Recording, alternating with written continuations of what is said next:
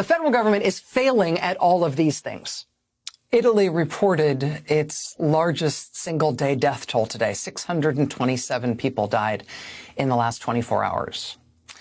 And even as Italy struggles and struggles and tries to keep up, China just sent a team of experts who just went through their coronavirus catastrophe to try to advise and help out with the situation in northern Italy.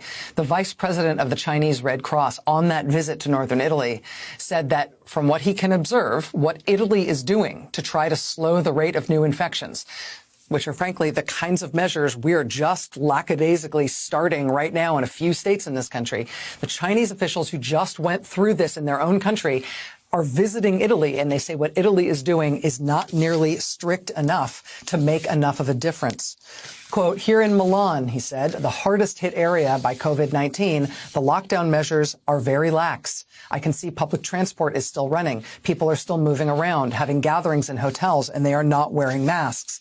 Quote, I don't know what people here are thinking. We really have to stop our usual economic activities and our usual human interactions. We have to stay at home and make every effort to save lives. It is worth putting every cost we have into saving lives.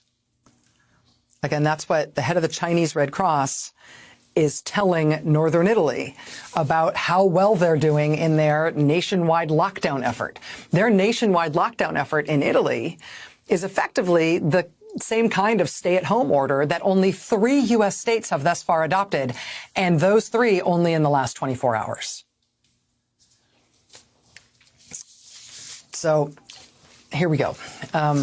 There was some more happy talk from the White House today about how plentiful our national supply of ventilators is, as there's no problem there, and also how plentiful the supply of masks and personal protective equipment is.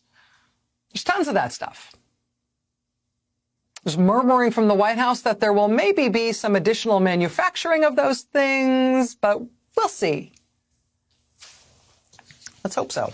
I mean, if those things do eventually start getting manufactured in greater numbers because the federal government decides to do something about it, let's hope all those things come with a time machine, too, to turn back the clock on these last 3 months that have been wasted while the White House was saying this was a hoax. I don't know if the federal government is ever going to get it together.